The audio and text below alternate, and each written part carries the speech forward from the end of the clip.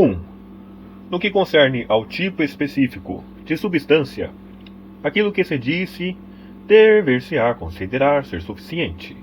Com efeito, todos os filósofos concebem os primeiros princípios enquanto contrários, a saber, tanto segundo o que sucede com as coisas naturais, como na eventualidade relativa ao que não muda. No entanto, dado que coisa alguma poderá ser anterior ao princípio primordial de todas as coisas, o princípio não poderá, pelo mesmo motivo, ser princípio e ser, por outro lado, atributo de qualquer coisa. Por conseguinte, sugerir-se tal equivalerá a dizer-se que o branco consiste num princípio primeiro, não podendo ser mais coisa alguma enquanto tal, apenas o podendo ser, pelo contrário, unicamente enquanto branco, apesar de eventualmente valer como predicado relativo a um sujeito determinado, a saber no sentido de consistir o seu respectivo ser branco em ser efetivamente alguma coisa. Tal é contudo absurdo, uma vez ser o sujeito nessa precisa ocorrência anterior. Todavia, todas as coisas a serem geradas a partir dos seus respectivos contrários implicam necessariamente um sujeito subjacente, havendo tal sujeito, visto isso, de se encontrar presente em função dos contrários inerentes, assim podendo achar-se algures.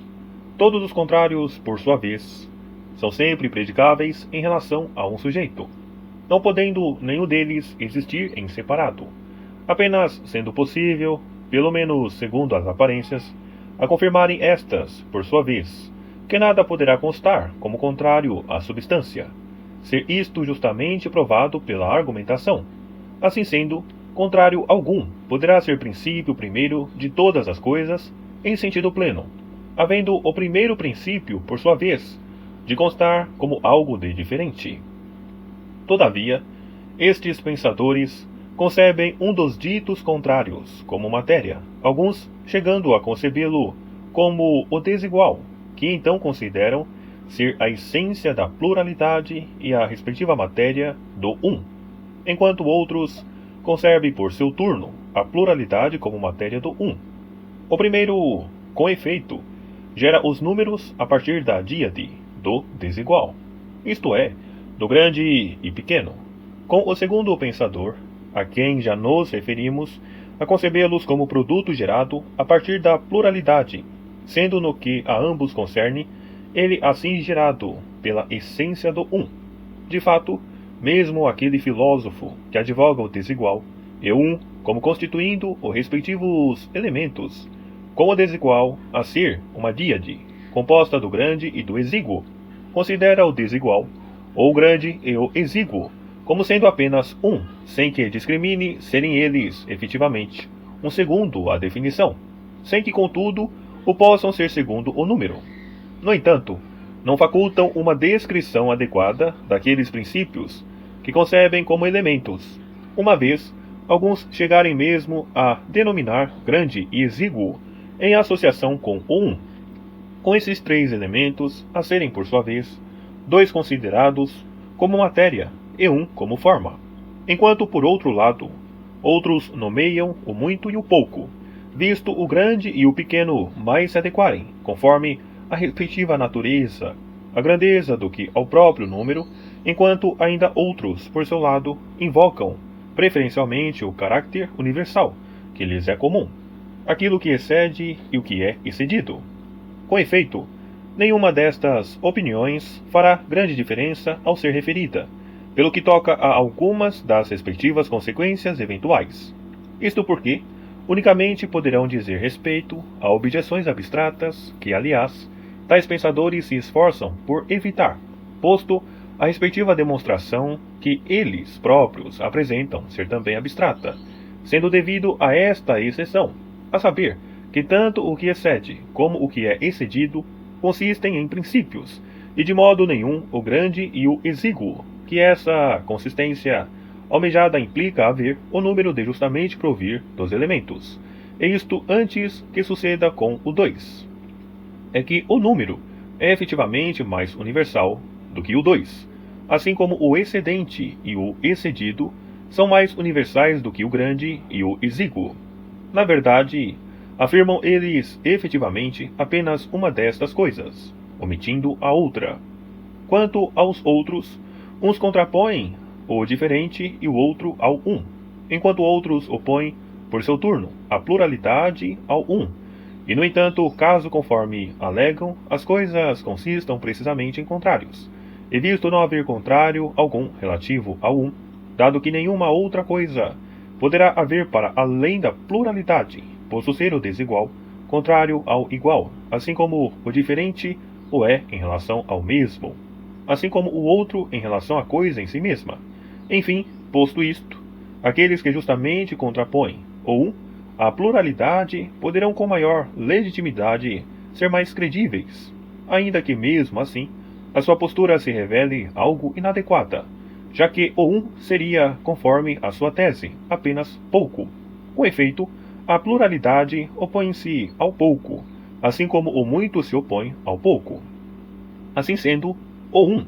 implica certamente uma medida, havendo por outro lado algo a subjazer, no que concerne a cada caso, a possuir uma natureza diversa de si mesmo, tal como sucede com a escala, com o quarto de tom, com o dedo ou o pé ou outra coisa qualquer no que respeita à grandeza espacial, com a sílaba ou a mora.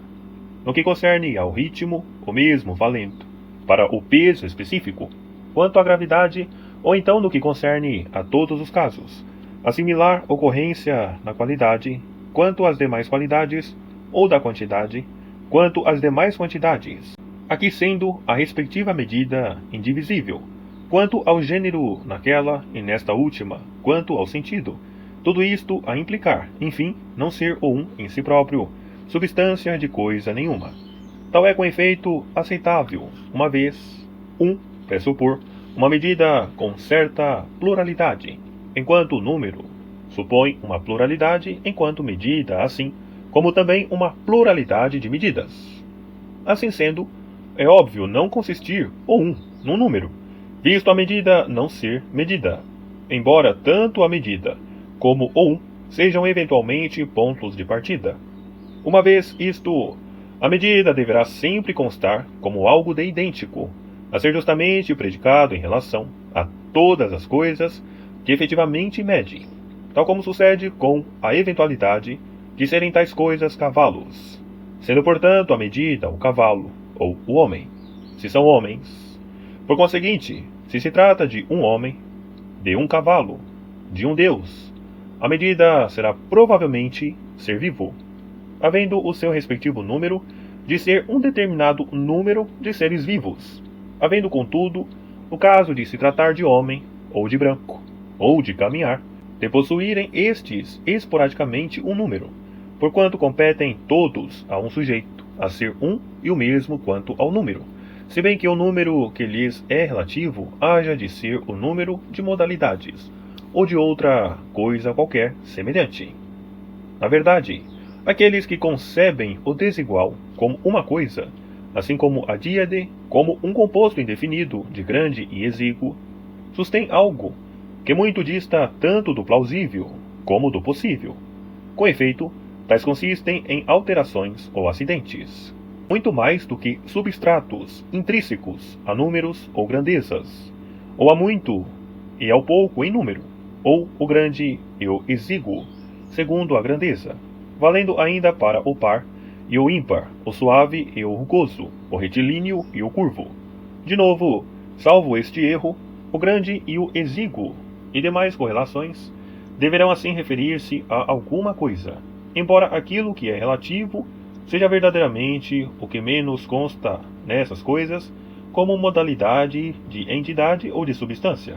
além de ser posterior, quer à qualidade, quer à quantidade, havendo por isso o relativo de ser um acidente de quantidade, conforme se alegou, e não da sua respectiva matéria, visto que aquilo que possui uma natureza distinta de si próprio consistirá, obviamente, na matéria, tanto para o relativo, de uma maneira geral, como para as suas respectivas partes ou gêneros respeitantes. Na realidade, não existe algo a ser grande ou exíguo, muito ou pouco, ou a ser na generalidade relativo a alguma coisa, ela que, sem possuir uma mesma natureza que si própria, possa ser muito ou pouco, grande ou exígua, ou relativa a algo qualquer. Um sintoma de que, de maneira alguma, poderá o relativo ser uma substância ou algo de real reside, com efeito, no fato de não possuir, por si mesmo, qualquer geração ou corrupção, ou movimento, a lhe serem exclusivos, tal como se verifica com a quantidade, quanto à diminuição e ao aumento, ou com a qualidade, quanto à alteração, ou com o lugar, quanto à locomoção, ou com a substância, quanto à simples geração e corrupção. No que concerne à própria relação, não existe qualquer mudança específica na medida em que, sem mudança, uma coisa seria, no momento, tanto maior como menor, ou ainda igual, na condição de aquilo com o qual ela é justamente confrontada efetivamente, ou dar segundo a quantidade. Além disso, a matéria é exclusiva a cada coisa, e por isso, da sua respectiva substância, deverá corresponder àquela que consiste em potência, nessa mesma natureza mencionada, ainda que o relativo não possa ser substância em potência, ou em ato sequer. De fato, é algo estranho, ou até impossível, conceber-se como não substância um elemento na substância ou que lhe é anterior, uma vez serem as categorias posteriores à substância. Novamente, os elementos não podem ser predicados às coisas de que são elementos, havendo, no entanto, o muito e o pouco de serem justamente predicados, tanto sem separado como em conjunto, com o número, ou o longo e o curto, no que toca à linha, ou o largo e o estreito, quanto ao plano, caso exista efetivamente pluralidade, em relação à qual um termo será, como pouco, sempre assim predicado, tal como dois, que aliás nunca poderá ser muito, uma vez que caso o fosse realmente, seria efetivamente pouco. Nessa eventualidade, deverá também verificar-se um outro a significar ser absolutamente muito, tal como 10 é muito na condição de não haver número maior do que 10, ou 10.000. Logo, como poderá, posto isto, ser o número pouco e muito? Assim, haveria ambos de justamente ser seus respectivos predicados, embora apenas o possa ser um ou outro. 2. Dever-se-á, nesse caso, porventura, investigar se a eventualidade de serem as coisas eternas formadas por elementos? Na instância, se o serem efetivamente, serão consequentemente formadas por matéria, já que aquilo que consiste em elementos é um composto, dado que mesmo assim uma determinada coisa é eternamente existente. Seria efetivamente necessário ela existir para além daquilo em que consiste, uma vez que na instância de ter vindo a existir, haveria por consequência de vir a ser. Além disso, isso tudo vir a ser aquilo que justamente veio a ser, a partir do que é em potência, posto que nunca poderia ter vindo a ser a partir do que eventualmente não possuísse essa capacidade, nem tampouco poderia consistir em tais elementos, dado que o que é em potência ou poderá ser em ato ou não, assim sendo por mais duradouro que seja o número ou qualquer outra coisa que possua matéria, então também deverá ter a capacidade de não existir, tal como aquilo que poderá eventualmente ter qualquer número de anos de idade. É pelo mesmo motivo capaz de existir, ou de não existir, do mesmo modo que aquele que apenas possui um ano de idade, havendo então, caso tal haja por ocorrência de possuir, a capacidade de não existir, aquilo que existiu durante um tempo tão longo, de tal maneira que é sem limite, de também a ter. Por conseguinte, tais coisas não podem ser eternas, porque aquilo que tem a capacidade de não existir não é eterno, conforme se teve ocasião de eu demonstrar no outro contexto, na eventualidade de aquilo que agora justamente se afirma ser universalmente verdadeiro, a saber, que nenhuma substância poderá ser eterna, a não ser que o seja em ato, mediante seja os respectivos elementos, matéria, assistir à substância. Então, nessa ocorrência, nenhuma substância eterna poderá incluir elementos a estarem presentes naquilo a partir do qual efetivamente consiste com efeito. Existem alguns que concebem o elemento, que interage com um como uma díade infinita, refutando o desigual de maneira suficientemente razoável, vistas as decorrentes dificuldades referidas, havendo, no entanto, apenas de ter eliminado aquelas objeções que inevitavelmente decorrem sempre que se visa analisar o desigual, isto é, aquilo que é relativo, como o é o elemento, além de forçosamente haver aquilo que justamente fica fora do alcance desta opinião, para assim poder confrontar esses tais pensadores, independentemente de se tratar de um número ideal ou matemático, que aqueles principalmente concebem com base nos elementos. São muitas, portanto, as causas que induziram aqueles a enveredar por tais explicações, com especial ênfase para a circunstância de terem efetivamente objetado a dificuldade visada de maneira errada. Na verdade, julgaram serem todas as coisas que existem apenas uma, a saber, o próprio ser, na condição de não se ir ao encontro, com a intenção de a refutar. Desta afirmação de Parmênides: uma vez que tal, jamais será provado que as coisas que não são, são. De fato, julgaram eles ser efetivamente necessário demonstrar que aquilo que não é, uma vez que, e só assim, no que concerne aquilo que é mais alguma coisa,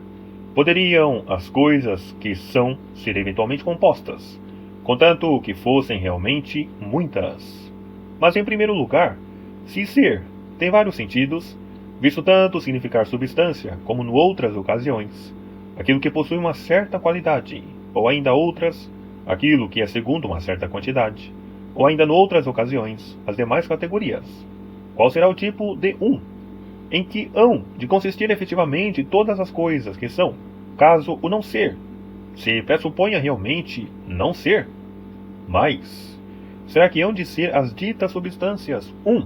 ou por outro lado, serão as afeições, ou pelo mesmo motivo as demais categorias, ou ainda todas em conjunto, de tal modo que isto ou tal, ou ainda muito, ou as demais categorias,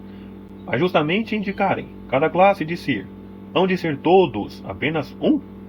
Na realidade, é algo estranho, ou mesmo impossível, que o aparecimento de uma só coisa haja efetivamente de poder posicioná-la naquela parte, em relação à qual constitui um este, ou numa parte tal, ou numa parte tão muito, ou ainda numa parte aqui. Depois, em segundo, que tipo de não ser ou de ser há de mais convir as coisas que são? É que, na realidade, não ser também implica várias acessões. Uma vez que ser também o implica, havendo não ser um homem, de significar então que não é uma determinada substância, enquanto não ser retilíneo implica não ser segundo uma certa qualidade, ou não ser 3 cúbitos de comprimento implica não ser segundo uma certa quantidade. Assim sendo, que tipo de ser e de não ser poderão polarizar, justamente pela sua associação, as coisas que efetivamente são? Com efeito, este pensador não pretende verdadeiramente visar o não ser, cuja associação com o ser leva à polarização das coisas que são, a saber, o falso e o respectivo caráter da falsidade. É ainda por causa disto que se costuma dizer haver a necessidade de se presumir algo como falso, à maneira dos geômetras, sempre que tratam a linha, que não possui um pé de comprimento, como sendo de um pé de comprimento. Todavia, isto não é possível suceder. De fato, nem os geômetras hão de assumir algo que seja falso, uma vez que a respectiva enunciação é sempre extrínseca à respectiva inferência correlativa. Nem o não ser,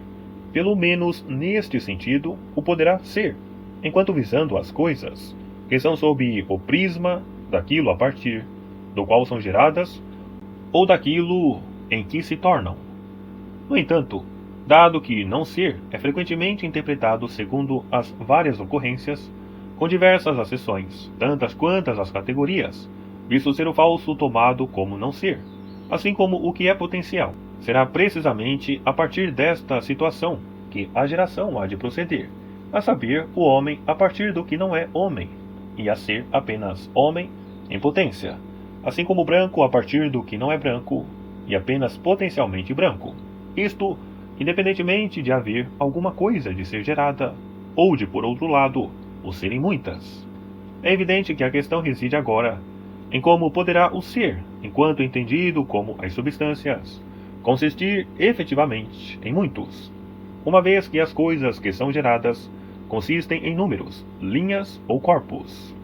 De momento, é realmente insólito indagar acerca do ser no sentido de o ser, segundo o que, é muitos, sem que se proceda em função do fato de serem efetivamente as qualidades, ou as quantidades muitas. Certamente a dia de indefinida, ou o grande e o exíguo, não constituem razão para haver duas modalidades de branco ou muitas cores, ou paladares, ou estruturas. Isso porque, assim sendo, também haveriam de constituir números ou unidades. Contudo, se tivessem aqueles logo visado as demais categorias, deveriam, nesse caso, ter também descortinado a respectiva causa dessa pluralidade de substâncias, uma vez que ser efetivamente algo ou algo de análogo corresponde à respectiva causa. Tal aberração é precisamente o motivo porque, ao se buscar o oposto do ser e do um, a partir do qual, em conjunto com o ser e o um, procedam justamente as coisas que são, aqueles conceberam o termo relativo, isto é, o desigual, a efetivamente não poder ser nem o seu contrário ou contraditório sequer, como se tratando de uma modalidade de ser, tal como o que, ou a qualidade, também o são. Na verdade, deveriam eles ter-se também questionado neste sentido, a saber, o modo como poderão os termos relativos, consequentemente, ser muitos e não um. Contudo, visto assim ser, optam então por indagar, no sentido de haver muitas unidades, para além do primeiro um, sem que todavia avancem com a sua investigação para verificar como poderão efetivamente haver muitos desiguais para além do desigual. Não obstante, mesmo assim, socorrem-se disso abordando o grande e o exíguo, o muito e o pouco, a partir dos quais os números se originam, o longo e o curto, donde provém a linha, o largo e o estreito, donde ocorre o plano, o profundo e o raso, donde procedem os sólidos, havendo para mais de abordarem outros tantos tipos de termo relativo. Assim, qual a razão de haver uma pluralidade deles? Visto isto, será necessário, conforme alegamos, pressupor-se cada coisa segundo exista em potência, havendo por seu lado aquele que advoga tal postura de ter ainda declarado ser efetivamente aquilo que é em potência um este, e uma substância, embora de modo nenhum o sendo segundo o ser em si próprio, nomeadamente aquilo que é efetivamente relativo, tal como se houvesse de ter dito o qualitativo,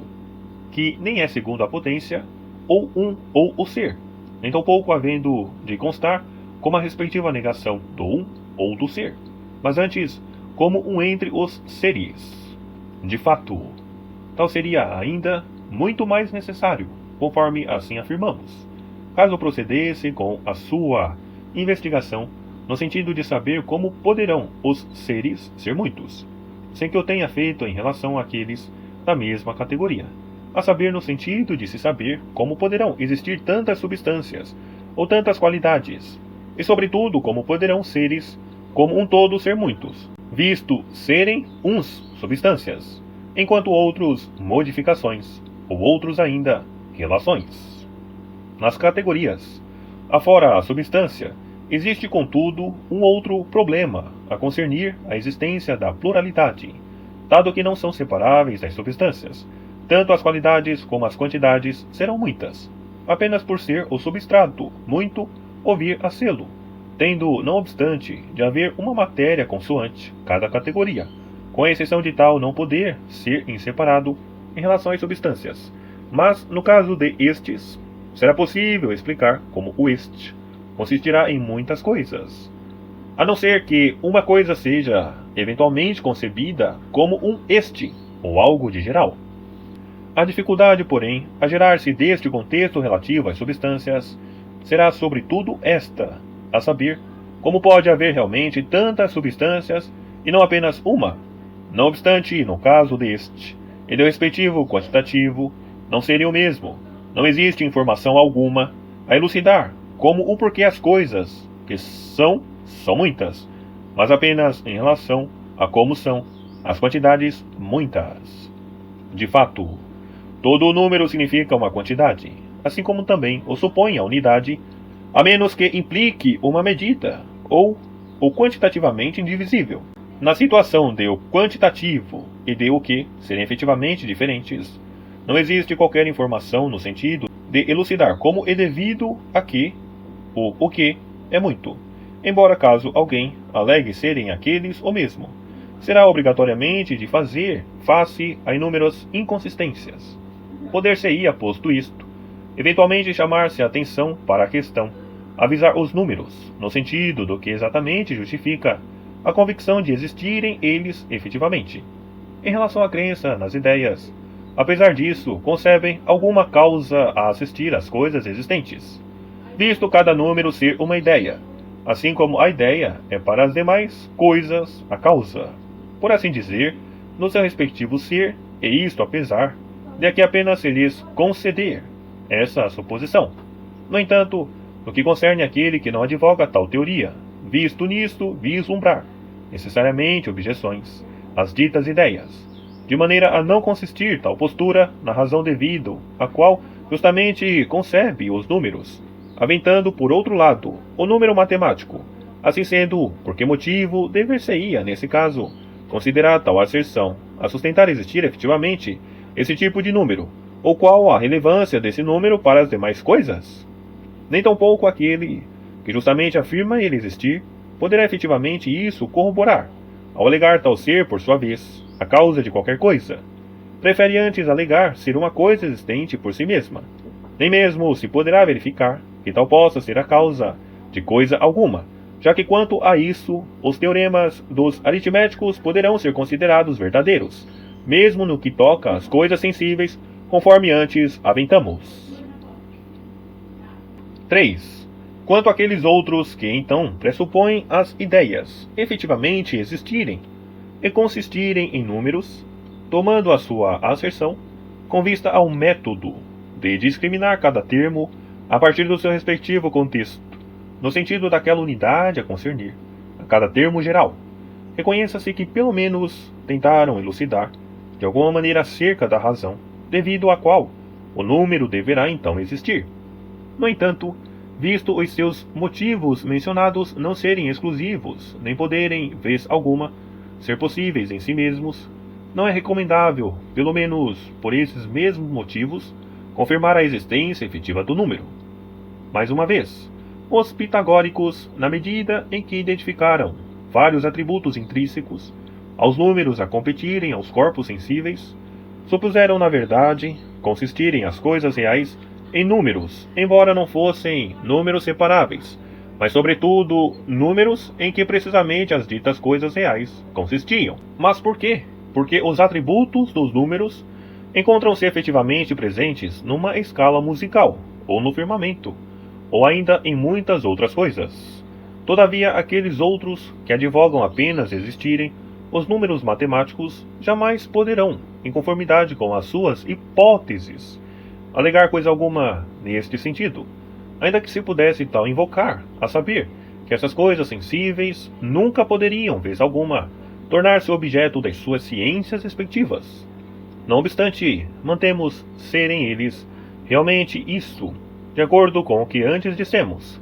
além de redundar evidente, não poderem as realidades matemáticas existir em separado, uma vez que caso existissem em separado, os seus respectivos atributos nunca poderiam, vez alguma, constar nos corpos.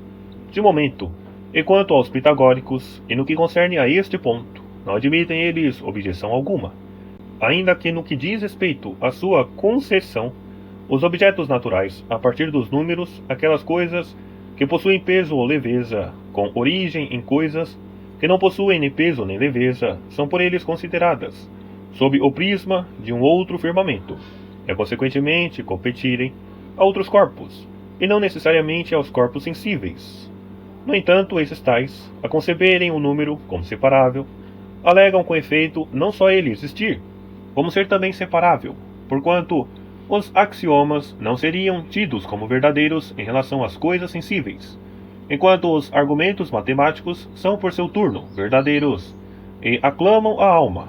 o mesmo valendo para as grandezas espaciais das matemáticas. É, portanto, manifesto que a doutrina adversária defenderá o respectivo contrário,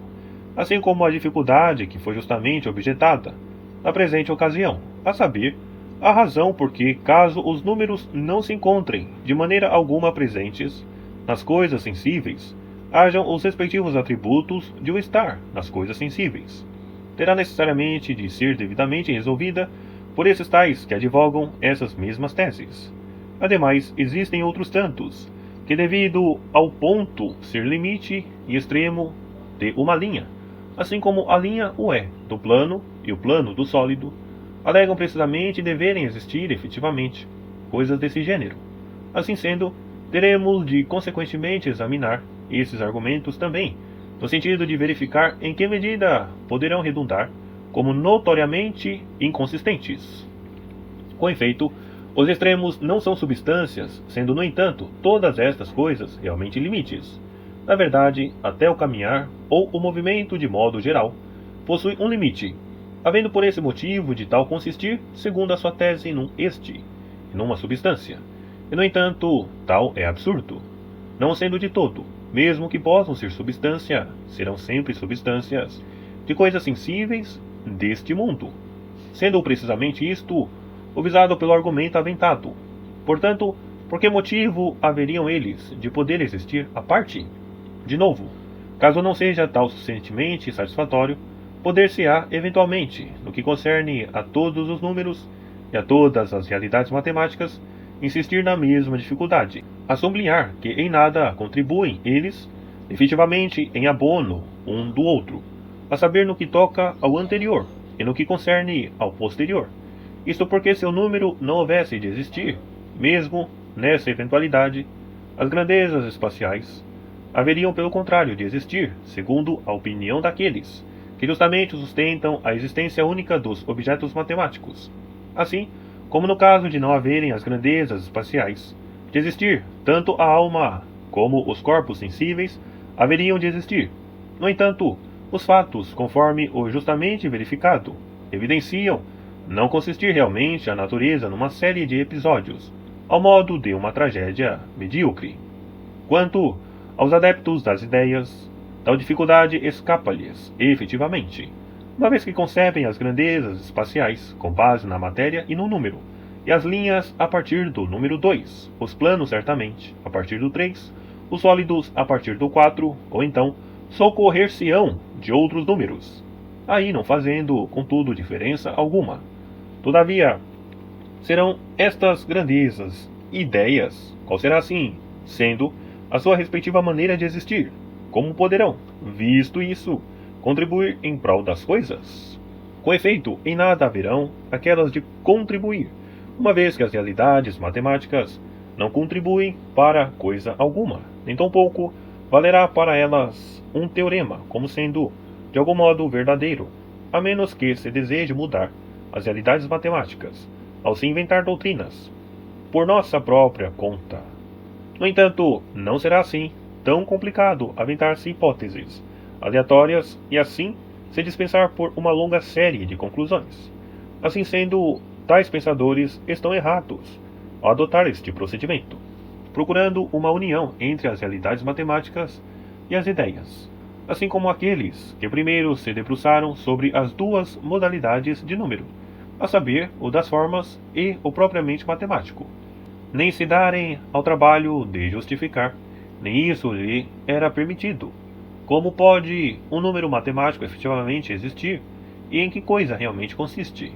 De fato, concebem-no intercalado entre o número ideal e o sensível. Aliás, se consiste verdadeiramente no grande e exíguo, será consequentemente o mesmo que o número ideal. Com efeito, concebe ele as grandezas espaciais a partir de outra coisa, exígua e grande. Por outro lado, na eventualidade de nomear ele algum outro elemento, estará então a tornar os elementos como sendo sobretudo muitos, havendo neste caso a saber de ser o princípio de cada uma dessas modalidades de número 1. A unidade então há de consistir em algo a ser comum a ambas, devendo por isso agora se investigar como poderá, ou eventualmente ser estas muitas coisas, enquanto ao mesmo tempo é número, segundo considera ele, a não poder consequentemente gerar-se, exceto a partir de um ou de uma díade indefinida. Em resumo, tudo isto é ilógico, a colidir tanto com seu próprio conteúdo como com as probabilidades inerentes, parecendo nisso vislumbrar todo esse longo palavreado de Simônides, já que tal longo palavreado entra em ação, à maneira dos servos, particularmente quando os homens não têm nada de sensato a dizer. Ademais, os próprios elementos, isto é, o grande e o exíguo, afiguram-se insurgirem-se contra essa violência que lhes é infligida. É que, na verdade, de maneira alguma, lhes será possível gerar números, a não ser aqueles a eventualmente se absterem, a partir de um, pela sua respectiva duplicação. Por conseguinte,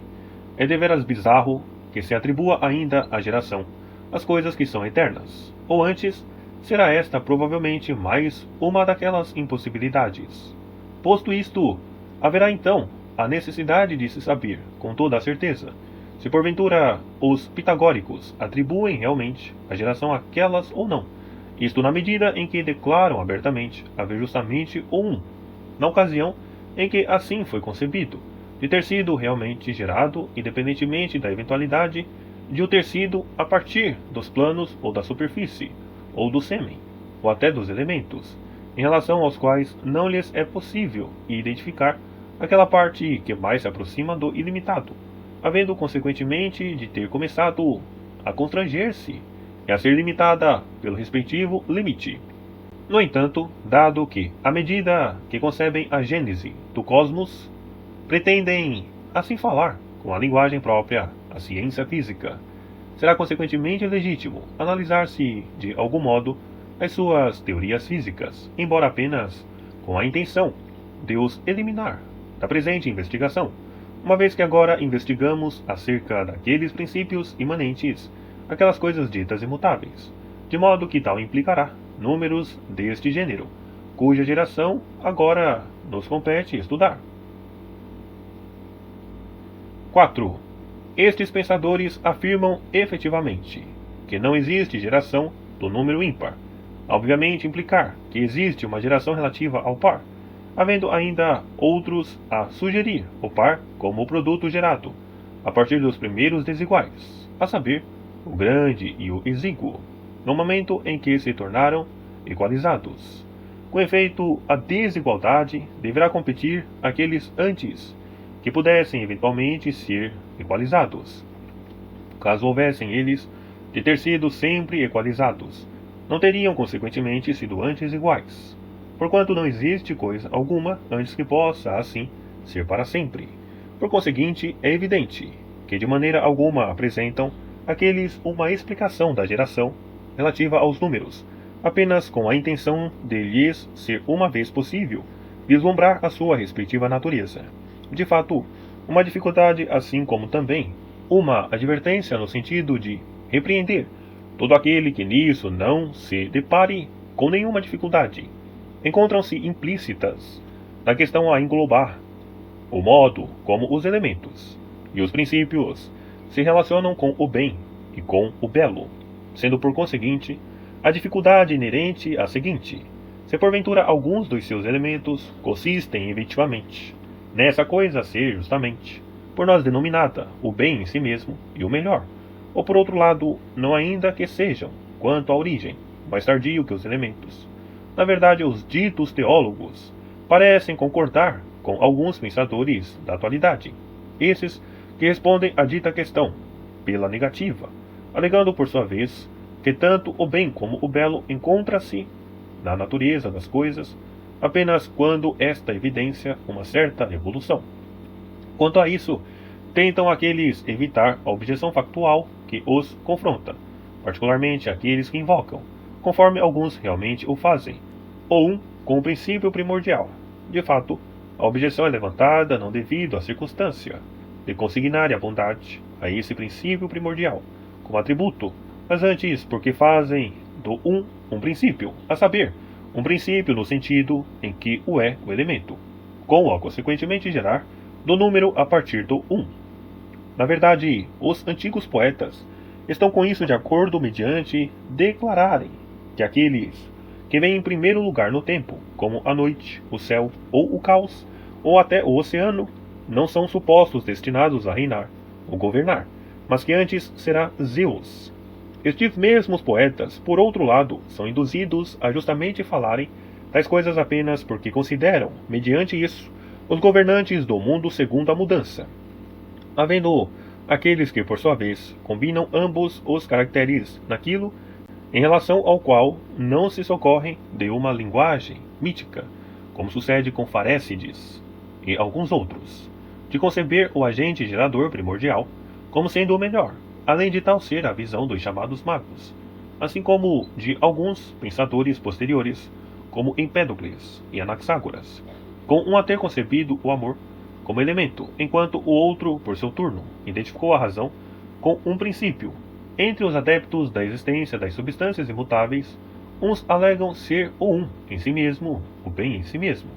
ainda que hajam de ter concebido residir a sua respectiva substância na sua unidade intrínseca.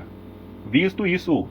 o seguinte problema visa principalmente a eventualidade de qual dessas posturas ser efetivamente a correta.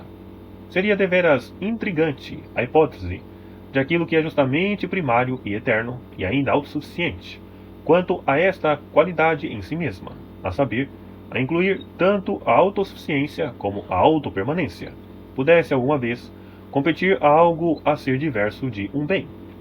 Mas, neste caso, terá necessariamente de ser indestrutível ou autossuficiente, por nenhuma outra razão, para além daquela relativa a ser a sua própria natureza boa em si mesma. Por conseguinte, dizer-se que o primeiro princípio é bom será provavelmente correto, sendo não obstante impossível alegar-se haver tal princípio de ser efetivamente ou um, e se não, pelo menos um elemento, a saber, um elemento relativo aos números. Na verdade, tais objeções retumbantes parecem surgir no sentido de se evitar aquilo que alguns renunciaram fazer em teoria, em particular aqueles que justamente concordam em ser o princípio primordial e elemento, ainda que o seja apenas no número matemático. É que, segundo esta concepção, todas as unidades se tornam eventualmente idênticas às respectivas modalidades do bem, uma vez que existe uma enorme variedade de bens. Além de, se as formas consistem em números, todas as formas serem obviamente idênticas às respectivas modalidades de bem, ainda que nesse caso se conceda poder alguém porventura conceber ideias, conforme lhe aprouver. Havendo nesta situação, e se as ideias apenas forem as relativas aos bens, as ideias de nunca poderem ser substâncias, havendo por outro lado, e caso as ideias também sejam ideias das substâncias, os animais, as plantas, assim como todos os indivíduos, a comparticiparem nas ideias de ser também bons. Incongruências como estas hão de forçosamente ocorrer, assim como também se seguirá a circunstância do elemento contrário, se trate da pluralidade ou do desigual, como sucede com o grande e exíguo ser necessariamente mal em si mesmo. Daqui que um pensador tenha optado por evitar correlacionar o bem com uma vez que haveria de necessariamente daí decorrer, visto a dita geração se processar a partir dos contrários, a eventualidade de o mal constar como a natureza fundamental da pluralidade, enquanto, por outro lado, outros advogaram a desigualdade como sendo a natureza do mal. Assim sendo, segue-se a verem todas as coisas de concernir ao mal, com exceção do a saber, o ele próprio, assim como os demais números concernem a ele, embora de uma maneira mais fluida do que as grandezas espaciais, com o mal a precisamente consistir no espaço, segundo o qual o bem se realiza, havendo aquele nessa eventualidade de assim comparticipar e influir naquilo que justamente implica a corrupção deste. Com efeito, o contrário tende a corromper o respectivo contrário. Ademais, caso houvéssemos de constituir a matéria precisamente, aquilo que cada coisa é em potência, como sucede com o fogo em ato, a ser realmente aquilo que é fogo em potência. Nesse caso, o mal seria então o bem em potência. Enfim, todas estas objeções, obviamente daí decorrerem, são em parte devidas à circunstância de conceberem aqueles qualquer princípio como um elemento, em parte porque concebem ainda princípios contrários, em parte visto conceberem o um como princípio, em parte porque tratam os números como substâncias primordiais, capazes de existir em separado e de ser como formas. 5. Assim sendo, se é igualmente impossível não integrar o bem entre os primeiros princípios, e segundo a mesma valência que estes, então, os princípios não estão, obviamente, a ser descritos da melhor maneira, nem tampouco como o são as primeiras substâncias. Mas, nem será possível alguém conceber corretamente a matéria, caso proceda a uma comparação dos princípios a regerem o universo, com aqueles relativos aos animais e às plantas, com base na convicção de realmente derivar aquilo que é mais completo daquilo que é indefinido em completo, que é, aliás, aquilo que induz este pensador a justamente afirmar que tal também valerá como verdadeiro em relação aos princípios primordiais da realidade, de modo a nem poder o um, ele próprio, ser uma coisa existente. Tal, contudo, é incorreto, uma vez que neste mundo dos animais e das plantas acontecem serem os princípios, segundo os quais são aqueles gerados, efetivamente completos. Com efeito, é um homem que produz um homem, não sendo de maneira alguma o sêmen o primordial. De fato, será também fora de contexto a concepção da geração relativa ao lugar em simultâneo com os sólidos matemáticos, visto o lugar ser específico das coisas individuais, daqui se inferindo serem elas discrimináveis, quanto ao lugar, ainda que as realidades matemáticas não se encontrem em lugar algum, assim como afirmam-se que poderão eventualmente encontrar-se algures, ao omitir qual seja o gênero de coisa, encontrar-se neste lugar. Aqueles que, por seu lado, advogam provirem as coisas existentes dos elementos, além de a primeira entre as demais coisas existentes consistir nos números, deveriam antes ter distinguido os sentidos, segundo os quais uma coisa é considerada gerar-se a partir de uma outra, e finalmente estabelecer em que acessão o número se origina a partir dos respectivos primeiros princípios. Será por mistura recíproca, e no entanto, nem tudo terá a devida capacidade de tal intermistura, assim como aquilo que justamente se gera difere dos respectivos elementos, havendo segundo esta concessão, ou um de não poder permanecer em separado, ou enquanto entidade distinta, e todavia aqueles pretendem que também assim o há de ser eventualmente, por justa posição, à maneira de uma sílaba. Mas, nesta ocorrência, os elementos deverão ocupar uma determinada posição, havendo aquele que precisamente concebe o número de o pensar enquanto unidade ou pluralidade em separado, sendo por isso o número semelhante a algo que é ora unidade, ora pluralidade, ora o um, ora o desigual. Novamente, gerar-se a partir de certas coisas significa num sentido estarem elas presentes na respectiva coisa gerada, e num outro efetivamente não estarem, e assim sendo, em que sentido poderá o número provir destes elementos? Apenas aquelas coisas que são geradas poderão eventualmente provir dos elementos que por sua vez se hão de encontrar nelas. Logo haverá porventura o número de assim provir dos elementos, do mesmo modo que se provém do sêmen? No entanto, nada poderá efetivamente derivar daquilo que é indivisível. Será que provirá do seu respectivo contrário, não havendo este, contudo, de assim perdurar? E todavia todas as coisas, a provirem deste modo, também provém de algo que pode assim perdurar.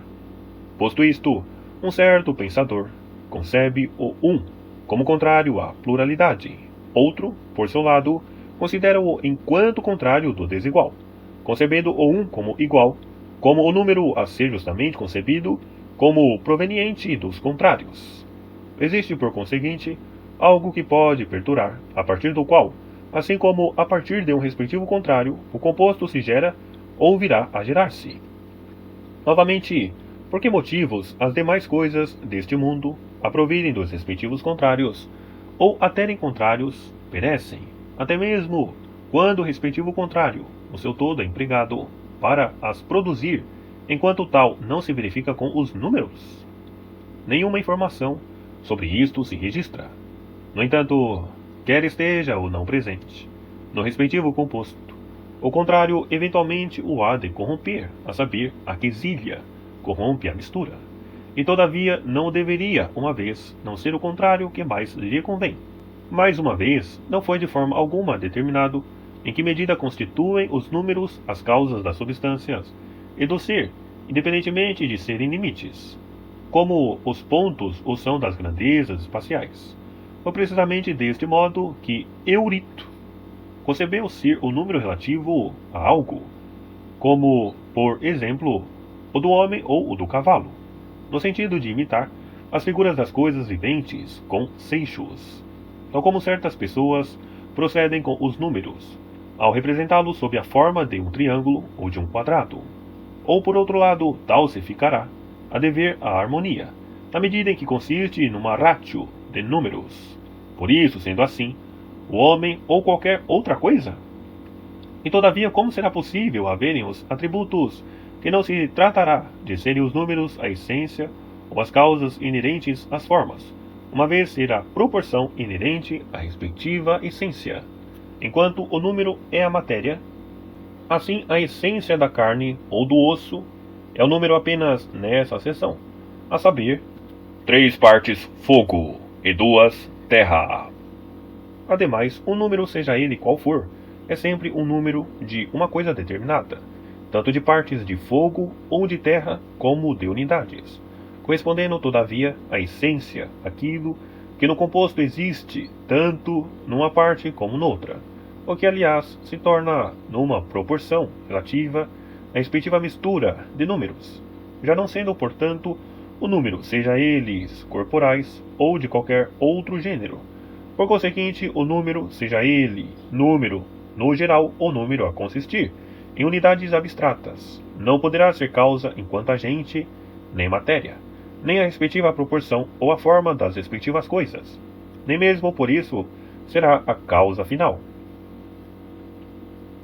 6. Poder-se-ia, porventura, levantar a questão relativa ao tipo de bem que obtém as ditas coisas a partir dos números, posto a sua composição poder ser expressa por um número, segundo um número facilmente calculável ou segundo um número ímpar. Com efeito, a água de mel não será efetivamente um acerto amontoado, mas antes uma determinada mistura, em conformidade com a proporção de 3 vezes 3, ainda que fosse mais benéfico proceder-se com essa mistura, não segundo uma proporção particular, contanto que se tornasse algo diluída, do que proceder com ela segundo uma proporção numericamente expressa, por mais consistente que pudesse ser. De novo, as respectivas proporções relativas às misturas nomeadas, justamente assim expressas, com a adição de números,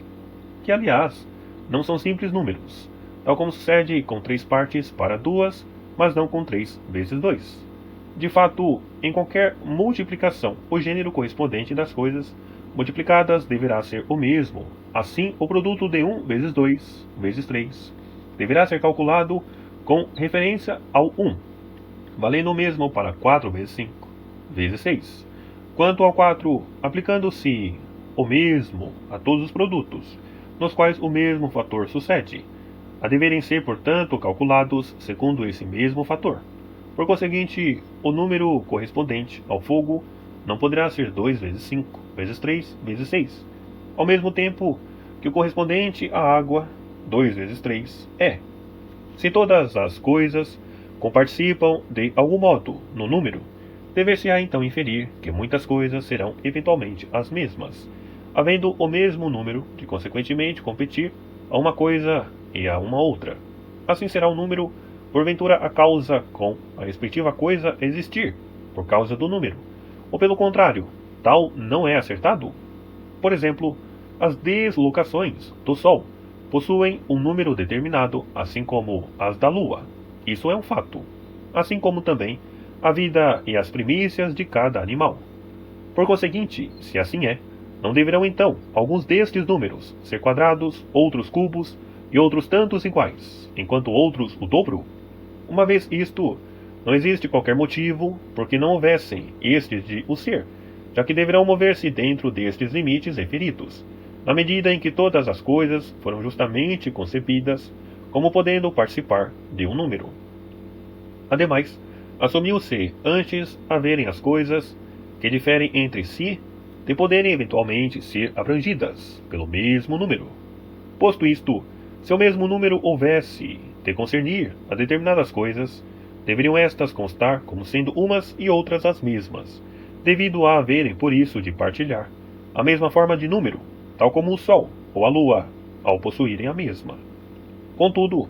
por que razão terão estes números de ser causas? Com efeito, existem 7 vogais. Assim como a escala é constituída por 7 cordas, as Pleiades são 7. São 7 os animais a perderem os seus dentes, com alguns pelo menos a fazê-lo enquanto outros não, assim como foram 7 os campeões a lutar contra Tebas. Na verdade, dever-se-á visto isso, tal fato a circunstância de o número em causa ser justamente relativo a uma modalidade de ser número, a saber que os campeões foram 7, ou que as Pleiades seriam efetivamente 7 estrelas? Com efeito, os campeões foram certamente 7 em virtude de serem 7 as portas ou devido a outra razão qualquer. O mesmo sucede com as Pleiades, que contamos serem 7, assim como calculamos 12 para a Ursa, enquanto outros povos contam ainda mais estrelas em relação a ambas. Mas chegam mesmo a afirmar que Theta, Psi e Zeta são concordantes, na medida em que existem 3 concordâncias, sendo por isso também 3 as consoantes duplas. De fato, praticamente ignoram eles a ocorrência de tais consoantes poderem existir aos milhares, visto poder ser determinado símbolo ser realmente atribuído a gama pi. No entanto, se contudo alegam que cada um destes 3 é igual a 2 outras letras, tal não sucedendo com nenhuma outra, dado que a respectiva causa consiste no fato de haver precisamente 3 partes na boca, e uma letra em cada uma delas aplicar-se ao sigma. Então, se assim é, será portanto por esta razão que apenas existem 3, e não que as concordantes sejam 3. Para mais, a constituir, aliás, um fato, as concordantes são mais do que 3, embora as consoantes duplas não possam ser mais do que 3. Tais indivíduos assemelham-se aos escolares homéricos da velha tradição, que veem constantemente similaridades banais, e no entanto ignoram as mais relevantes. Com efeito, alguns alegam haver muitos exemplos de tais casos, como por exemplo as cordas médias, que correspondem à oitava e à nona, assim como o verso épico possui 17 sílabas, a ser, por sua vez, igual quanto ao número as 2 cordas, a ser justamente escandido à direita, com a primeira metade do verso a perfazer 9 sílabas, enquanto à esquerda são elas 8. Além disso, assumem ainda que a distância a separar as diversas letras, de alfa a ômega, será igual àquela que se situa entre a nota mais baixa da flauta e a mais alta, além de ser o número correspondente a esta nota igual ao correspondente ao inteiro coro da abóboda celeste. Na verdade, poder-se-ia eventualmente pressupor encontrar-se uma certa dificuldade, tanto ao enunciar tais analogias, como ainda ao tentar vislumbrá-las nas coisas eternas, uma vez que poderão aí também ser descortinadas coisas perecíveis. Todavia, as características dos números justamente referidas com os seus respectivos contrários, assim como se bem que na generalidade as relações matemáticas, conforme alguns as descrevem, sendo concebidas como causas naturais, parecem, não obstante, desvanecer-se completamente quando se tenta indagá-las, segundo essa seção, havendo por isso nenhuma delas de constituir causa alguma, seja em que sentido for, no que concerne às acessões, enumeradas relativas aos primeiros princípios. Com efeito, numa certa acessão, afirmam eles declaradamente que o bem se insere no domínio dos números, como o ímpar, o retilíneo, o quadrado, as potências inerentes a certos números, a consequentemente se incluírem na dita ala do belo. Contudo, quanto às estações, estão elas em consonância com um tipo particular de número, além de os demais consensos respeitantes aos teoremas matemáticos possuírem precisamente esse significado. Assim sendo, tais exemplos não passam de coincidências. São com efeito acidentes com as respectivas coisas a serem ainda assim concordantes, e por isso a serem todas adequadas umas às outras, havendo uma de constar como analogia. De fato, em cada categoria do ser pode-se encontrar um termo análogo, tal como o linear no comprimento, o nível de superfície, a talvez corresponder ao número ímpar, ou o branco quanto à cor. De novo, não são os números ideias a constituir as causas dos fenômenos musicais e de outros do gênero. É que na realidade os números ideais iguais diferem entre si quanto à forma, e até isso se verifica com as unidades, sendo devido a isso a razão, porque não há qualquer necessidade em se invocar a existência de quaisquer ideias, pelo menos nesta eventualidade. Resumindo, são estes precisamente os resultados obtidos a partir desta teoria, além de muito mais poder vir eventualmente a ser aduzido. Com efeito, a circunstância de os nossos adversários enfrentarem diversos obstáculos quando abordam a geração dos números, sem que lhes seja possível formular um sistema a partir deles, parece indicar claramente que as realidades matemáticas não têm de ser separáveis das coisas sensíveis, como alguns alegam. Nem tampouco são elas os primeiros princípios.